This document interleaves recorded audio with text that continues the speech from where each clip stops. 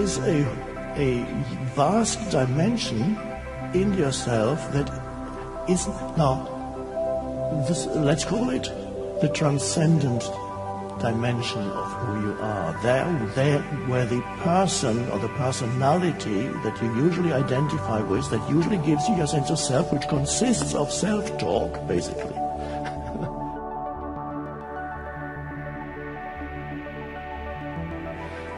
The habitual self-talk in the head explains to you who you are. And it takes on board what others tell you who you are. It starts with what your mother might have told you who you are, and your siblings and parents and your environment and your culture tells you who you are. And this is absorbed by the mind, and then it becomes your story. And then that becomes the foundation for your sense of identity. This is where you derive your sense of self from. So it's a conceptualized, because thoughts are concepts, a conceptualized sense of self. It's not, and then it attempts to make itself feel a little better by adding more concepts to your mind. There might be possessions. Maybe if I get more possessions, I can feel better about myself. Maybe if I find the right person who's going to make me happy, then my life will be fine. But these are all really concepts. Even the big house or the big car gets translated into a concept in your mind, and then you identify with it, and it becomes part of the sense of me. But always uneasy and never enough. And never satisfied for very long. And always things seem to go wrong. The Buddha already recognized that. He said, wherever you go and whatever you do, you'll find dukkha, which is translated traditionally as suffering, but can also be translated as misery or unhappiness or unsatisfactoriness. So on that level, you can never be satisfied for very long. If you don't know who you are, but you're trying to enhance that mind-made sense of self. So the most important dimension, one could say you only know one half of yourself, and that half is who you are on the level of form, physical form and the psychological form of me. And that's how most people live their lives, and they don't know what they are missing. Now, spiritual people have the idea that there is such a thing as a state of enlightenment that can be reached at some point.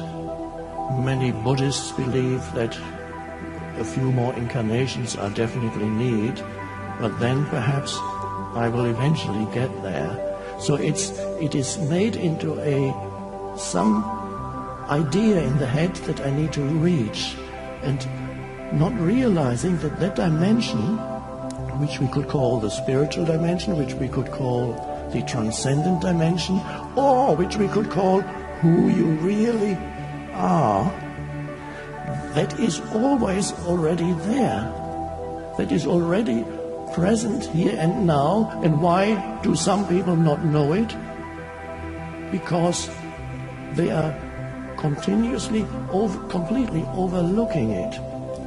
Because the movement of thought plus the emotions that go with it has an enormous seductive quality that it hypnotizes you into continuously identifying with form that arises. And every thought is a thought form, and every emotion that arises is an emotional, it's not a physical form, but it's an energy formation.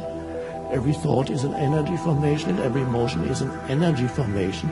You cannot see it, but you can feel it, and it affects the body in certain ways. So those things continuously absorb your attention, and there's something very vital that you overlook, and that is something deeper without which you couldn't even think. There would be no thought, there would be no sense perception. So what you then overlook is the presence, the formless presence of consciousness itself, which is always there. If you stop thinking for 3 seconds, there it is. Where? Because if you look for it as if you could say, there it is, you'll never find it. So if you look for enlightenment as if it could be something that arises, and you can say, there it is, and now I have it, then you will never find it, because that's not how you cannot grasp it. Can you, now let's bring this to what really matters right now. Can you sense that apart from any thoughts that may be going through your head right now, hopefully not many, maybe none, there is also in you the dimension of simple, formless presence. To get you there, I could ask you the question, what does it really feel like to be you right now? What is that feeling of, what does it sense, what does it feel like to be you? Now, when I say you, I don't mean your personal history. You don't have to remember that for this practice. What does it, something deeper that has never left you, that's always been there and always will be there. What does it feel like? Can you sense the presence that you are that has nothing to do with your personal history at all?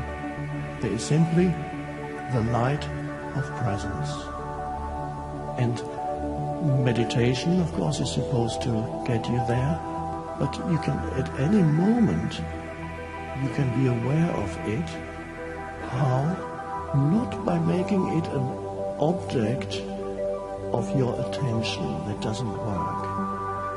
Because that awareness, or that consciousness that is the essence of who you are, when you're looking for it, and you go, okay, I'm looking for that great experience, the alertness behind the looking is it. So if you're looking for yourself, if you're looking for the enlightened version of yourself at some future moment, you are missing that the very consciousness that becomes the looking, if you could catch it at a slightly earlier stage, where it's just pure consciousness, is it already. So, if you can know yourself as consciousness, as the presence, then you realize the hidden dimension of life, or the transcendent dimension. I sometimes call that the other half. It's not only a way of speaking, it's not, you can't divide life into two halves, but temporarily, just to help us approach this, to see for a moment that your life consists of the life of form, physical form, mental form, but also of inner presence.